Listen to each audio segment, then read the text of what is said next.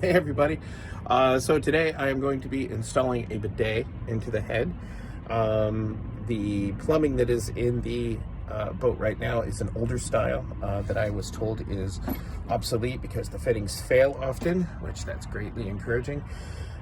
So I had to buy a bunch of fittings with the new technology. So here's what I got. This bidet from Tibbers Home, which has a great Christmas theme for some reason on their packaging. And it is just a single unit that does not have hot and cold. It just has the freshwater input, which I felt was more appropriate for the sailboat. And because the old stuff is not very good, I had to get an adapter to go from the old to the new, and then I put a little bit of this blue in between, and then blue in between, and then that goes back to the old so it can attach to my sink. Then this slides onto here, and then this goes into here, and then this 3/8 compression fitting, I got an extension hose so it'll reach from the head to the sink water supply. All right, let's get to it. I removed the toilet lid and seat and cleaned it and put the bidet controls on here. Other than being a different colored white, it works really well. I got a little bit of room back here. I can still clean it.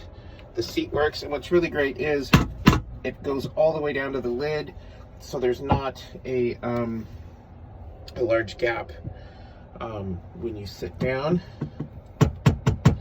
And that is not unclean. That's the sediment from the river, which has been really raging recently. The fitting that goes up to the sink, I only have cold water, so I'm going to cut it down a little bit, add my splice, and then run it back.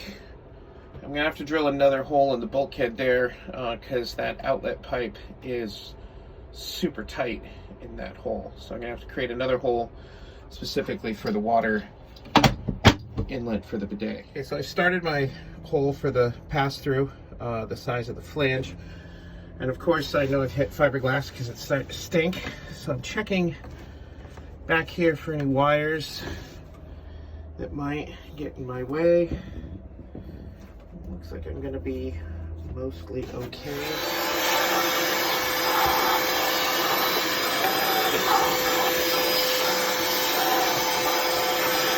Connection, some Teflon tape on that.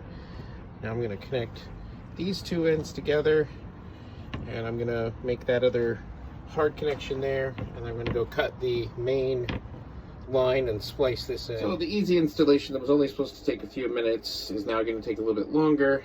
The hose, I even showed the guy a picture of the markings, the internal diameter and the outside diameter, and he gave me this diameter, which is, you can see, is not the same. So I got to return these two fittings for reducers if they make them, and go from there. Crap. All right. Round two, second trip to Home Depot. They didn't have the exact fittings, but they had the right fittings. So we'll see what's going on. I'm gonna attempt to use the original stuff that I got plus a couple of reducers, and we'll see if that works and keeps it watertight. So here I have the 1/2 inch to 3/8 coupling, and we're gonna see if that fits the little apparatus that I've made here, and let's see if it fits. Okay, she's all hooked up. Now, the moments of truth. Let's turn it on and see if it works. Got the thing, but I only tightened it finger tight. But so far so good. No drips coming out of the thing. I don't hear the pump running, keeping pressure up. A little bit of a drip there.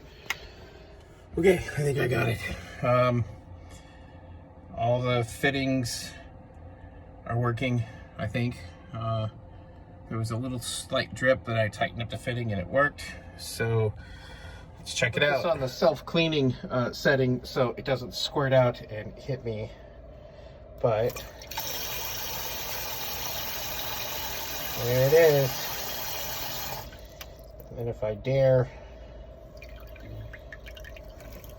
Whoop! But you see it works. And the water pressure doesn't overpower it and make it uncomfortable.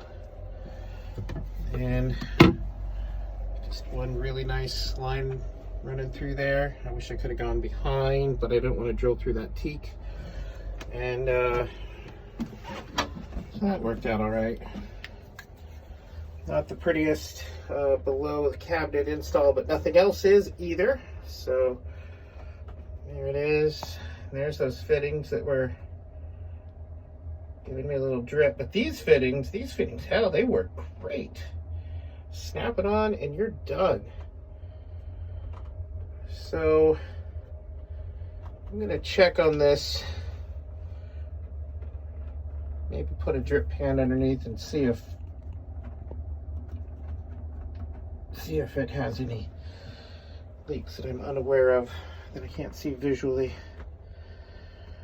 But one good thing that I do, you want to know if anything's leaking, put some toilet paper on it. It'll instantly show you if there's a drip in any of the fittings. And toilet paper is extremely sensitive and you can see it right away, especially super thin boat toilet paper. So that's it. I think I'm saving myself a ton of money on expensive toilet paper, boat toilet paper even. And it's not going to get clogged in the baffles or the flappers or anything like that. And when I'm out and underway, I don't have to worry about using a ton of baby wipes or anything like that. Nice clean tushies.